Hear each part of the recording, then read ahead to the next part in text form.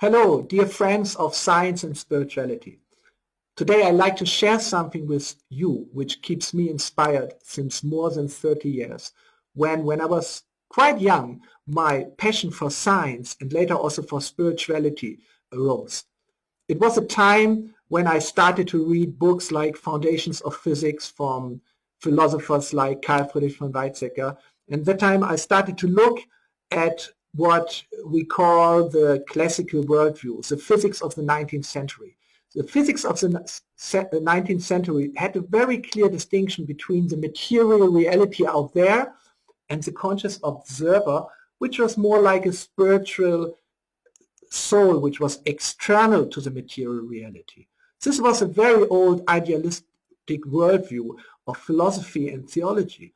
But then, in the beginning of the 20th century, one of the greatest revolutions in human thought happened by the discoveries of Max Planck and Albert Einstein, who I would call the grandfathers of quantum physics. They inspired through their work a whole generation of young geniuses like Niels Bohr, like Werner Heisenberg, like Wolfgang Pauli and Erwin Schrödinger, and I could mention so many more, who started to form a new perspective of reality where matter and consciousness were not separated from each other, but they started to merge into a reality where consciousness had a place within the external reality because it was the observer which would create out of a probabilistic wave function a physical reality. Without consciousness, material reality wouldn't function anymore. But this new worldview gave rise to questions which have not been answered until today since almost 100 years. These are questions like, is there at all a physical reality out there, or is it just all within our consciousness?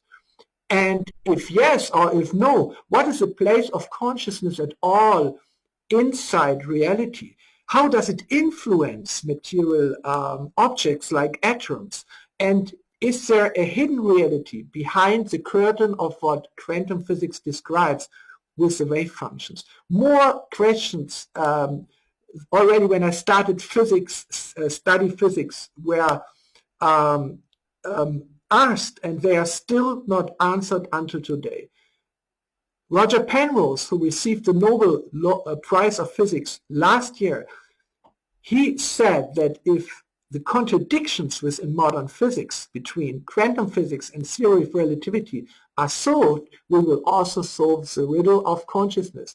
And if we solve the enigma of consciousness, we will solve the big questions of physics. So that's a great task, and I invite you to participate in this scientific discussion with me and 5 leading professors of philosophy, of science, of psychology, of quantum physics. You're invited to take part in a webinar in a series of 12 seminars starting on the 9th of April on the topic of expansions of quantum theory towards consciousness. It's hosted by the Dev Sanskriti University, a government-recognized university in northern India, and they will also issue a certificate to all of you who successfully participate in this webinar. So you are invited to go through this with me, to this journey, and discover a little more about the secrets behind the reality of matter and consciousness.